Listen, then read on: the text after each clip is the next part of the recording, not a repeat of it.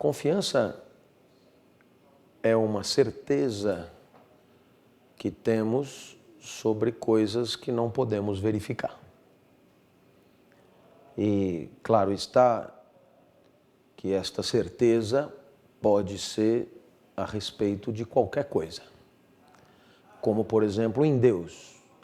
No caso, esta confiança se chama fé.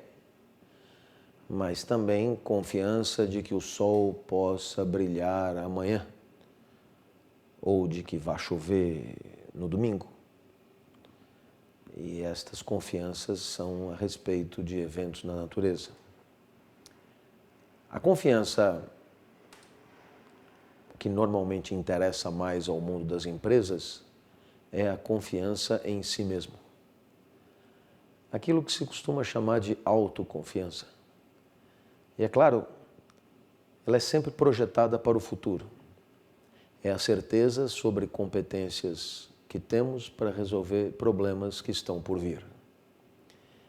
E é claro, como os desafios serão superados no futuro, é fundamental que alguma autoconfiança haja para superá-los. É claro que, muitas vezes, acredita-se que ter confiança em si mesmo seja uma questão de recomendação, objeto de conselho ou mandamento. Mas ter confiança em si mesmo é muito mais complicado do que querer ter confiança em si mesmo. Porque sabemos das nossas limitações, porque o mundo já nos agrediu de muitas formas e, portanto, temos muitas vezes muitos motivos para desconfiar da nossa própria competência, desconfiar da nossa própria performance. E é claro, quando confiamos ou quando desconfiamos, é muito em função de ocorrências passadas que não controlamos e que determinam esta certeza ou esta incerteza. Por isso, muitas vezes, acredita-se que a confiança é fundamental para grandes performances corporativas. Muitas vezes isso vem carregado de uma enorme ingenuidade. Essas grandes certezas que temos em nós mesmos para conseguir as coisas, muitas vezes podem acabar em retumbantes frustrações. O mais recomendável seria que tivéssemos em relação a nós um mapeamento mais realista das nossas reais competências e mais humildade diante do ineditismo do mundo que está por vir. Eu tenho a impressão que essas características são muito mais proveitosas na hora de ser eficazes. Quando somos humildes, temos mais cuidado, mais prudência. Quando somos humildes, nos preparamos melhor. Quando somos humildes, quer dizer desconfiados da própria incompetência e sabedores da nossa própria fragilidade, muitas vezes procuramos com mais cautela o caminho mais fácil e às vezes acabamos chegando na frente. A autoconfiança, quando vem empacotada em forma de arrogância ou de prepotência, cega e dificulta o exame concreto das dificuldades imensas que por vezes teremos que enfrentar. Por isso, na certeza de que não há fórmulas prontas e que cada um sabe de si, vai aqui a minha ponderação.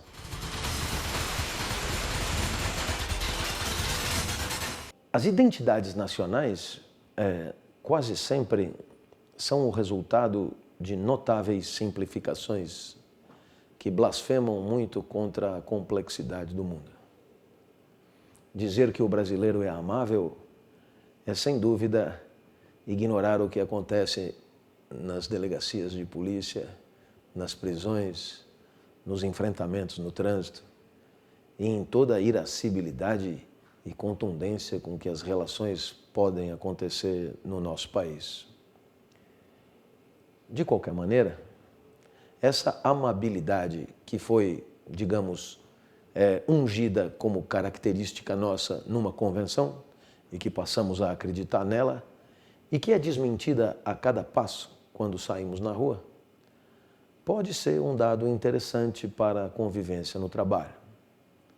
Muitas vezes a tolerância que temos com o comportamento do outro pode se traduzir em respeito pela diversidade e, portanto, uma melhor acomodação da particularidade de cada um, da especificidade de cada interesse e, com isso,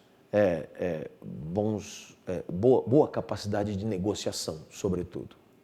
Mas, é claro, como tudo isso é só uma grande simplificação, o que a gente assiste no mundo do trabalho no Brasil é gente de todo tipo. Gente muito amável, capaz de compreender o outro e de costurar grandes acordos, levando em consideração o ponto de vista de muita gente, como gente intransigente, totalitária, autoritária, truculenta e agressiva, tal como poderíamos imaginar um executivo de uma grande empresa europeu ou norte-americana. Então, eis aí o que eu penso. Todo o problema está em reduzir a complexidade do nosso país a um ou dois traços identitários que certamente são muito mais para fazer literatura do que para fazer sociologia. Muito mais para construir o brasileiro ideal do que dar conta das coisas como elas realmente acontecem. O líder pode, antes de mais nada, ser digno de confiança. E para ser digno de confiança, ele tem que ser fiel. A fidelidade é a condição moral da confiança. A fidelidade é um respeito ao passado, respeito ao que foi combinado, respeito ao que foi dito, respeito aos valores que costumamos respeitar. A fidelidade é sempre um resgate do passado no presente. E o líder será digno de confiança quando todos os seus comandados reconhecerem naquele instante o líder que já foi um dia.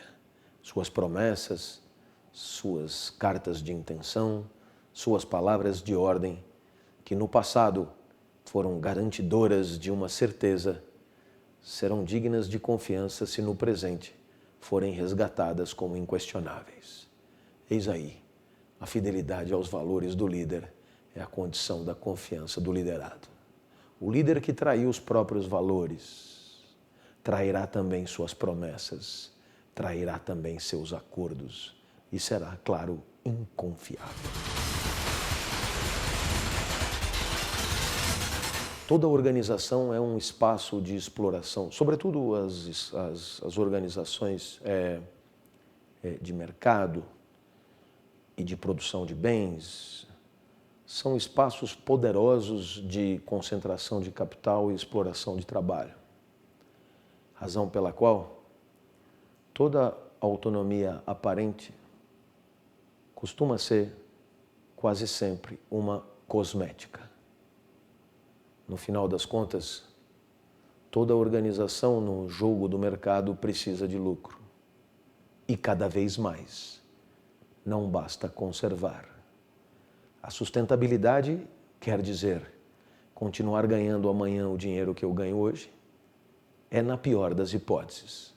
O que se pretende é sempre um avanço no market share, um incremento dos lucros. E é claro, sendo esta a razão de ser de toda a organização, tudo será feito para isso. O resto muitas vezes é usado para tornar a convivência mais suportável, para tornar a rotina do trabalho mais tolerável, enfim, para fazer acreditar que há no jogo alguma justiça. E aí, quem sabe alguma autonomia de fachada seja pensável. Mas no final das contas, na hora de decidir, os processos decisórios acabam sempre sendo atraídos na mão dos que efetivamente se responsabilizam pelos resultados tão fundamentais para que a empresa continue existindo. Infelizmente é assim, porque a autonomia, ela certamente permitiria um melhor engajamento. A autonomia permitiria que os funcionários se sentissem de fato mais membros daquele coletivo.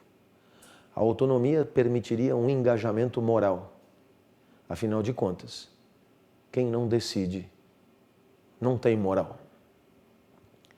A autonomia permitiria, portanto, que mais gente pudesse falar em nome da empresa e que a construção dos valores da empresa fosse o resultado do ponto de vista de todos os seus participantes e os seus agentes. Essa extensão da autonomia, esse estilhaçamento do poder decisório, permitiria que as decisões fossem tomadas sob a luz de muitos olhares, sendo muito mais rica e muito menos passível de grandes equívocos. Como seria bom se houvesse uma descentralização das instâncias decisórias, mas muitas vezes por medo, por tradição, por falta de hábito. As decisões importantes acabam sempre na mão de 2 ou 3, porque muitas vezes as pessoas não querem mesmo decidir. É muito cômodo para a grande maioria respeitar protocolos prontos, não questionar e não tomar decisões. Quem não decide não erra, não tem responsabilidade, não tem liberdade. É a servidão voluntária, bastante cômoda, quando se supõe a angústia que sente todo aquele que tem que decidir a cada segundo. Não é de se assustar que o poder esteja sempre na mão de 2 ou 3 e o certo ou errado seja sempre o resultado de uma tirania.